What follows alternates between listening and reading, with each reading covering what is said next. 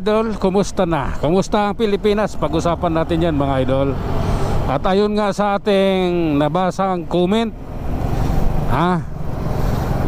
dahil nandun na naman si BP Sara sa dahig, di ba? Nandun lang si Busdada, Senator Robin Padilla, si Bibi Gandang Hari.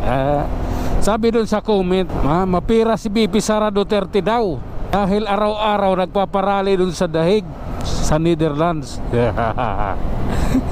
Kung hindi talaga bubuto mga loyalista, pagpaparali ka sa ibang bansa, magkano gagastusin mo? Para sa kaalaman ninyo mga loyalista, no? Yung mga doon na mga Pilipinong nag-iipon-ipon is mga OFW. Sarili nilang gastos yun. Ang ginastos lang ni BP Sara pamasahe papunta doon.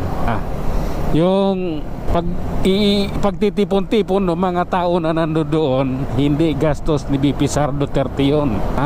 Gastos yun ng bawat Pilipino na pumupunta doon, na bumabiyahe mula sa malayong lugar para na makarating doon. Yung iba pa nga dyan nagdi-diop ng ilang araw. Yung iba dyan ang paalam uuwi ng Pilipinas pero ang paalam nila sa amo nila uwi sila ng Pilipinas, pero doon ang punta nila sa dahig. Ganun yun.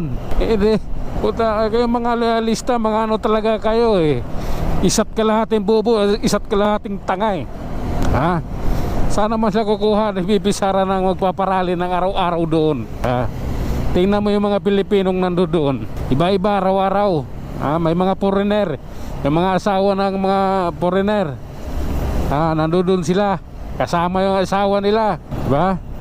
Anong pinagsasabi? Kung hindi kayo isa't kalahating tangat, isa't kalahating bubo, hindi sila ganoon kayaman si BP Sara para sa ganyan.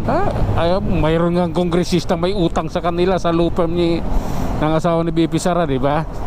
Hindi nagbayad hanggang ngayon.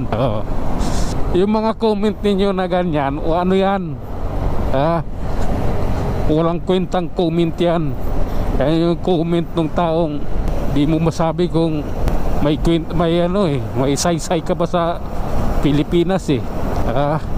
Si BP Sara, ang mga Duterte ay minahal ng Pilipino dahil sa kanila lang, sa pamumuno lang ng mga Duterte, naranasan ng Pilipino ang pagmamahal sa taong bayan. Sa pamumuno lang ng Duterte administration, naranasan ng Pilipino na may halaga pala ang mga Pilipino. Dahil sa ibang namumuno, sa ibang naging presidente, wala naman silang paki sa Pilipino basta sa kanila, kumita lang sila okay na sa kanila yun. Pero nung lumating ang Duterte admin, doon nagkaalaman. Nalinis yung ibang lugar na marumi, natanggal yung mga, nabawasan yung mga adik, di ba? Ang daming sumuko ng mga adik. Doon lang yon, doon lang nagkaalaman. Sa panahon lang ng Duterte admin yun, at kaya minahal ng mga Pilipino ang Duterte. Dahil kung anong ginawa nila sa Davao, ganon din ang ginawa nila sa buong bansa. Kaya mag-ano naman kayo, mag-aral naman kayo para magiging ano naman kayo, may laman naman yung utak ninyo. Yung mga comment ninyo, mga walang kwenta. Mas nakakahiya yung mga comment ninyo kasi napakano talaga comment talaga ng bubong tao na yung ganyan.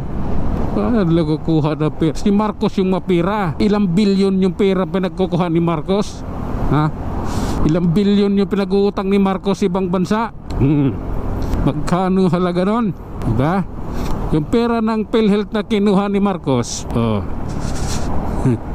eleksyon nga lang 20 billion yung ginastos diba? Eleksyon lang yon. Grabe maglustay si Marcos. Tapos si BP Sara, kay BP Sara ninyo si BP Sara yung hindi ninyo ng pera ng kaban ng bayan. Wow ang kakapal nyo. Kailangan yung kumain ng masustansyang pagkain nang magkalaman yung utak nyo, yung tamang laman, hindi yung anak ng tukwa, malabnaw na sabaw laman ang utak ninyo. Alright mga idol, hanggang dito na lamang muna. Hanggang sa muli, maraming salamat.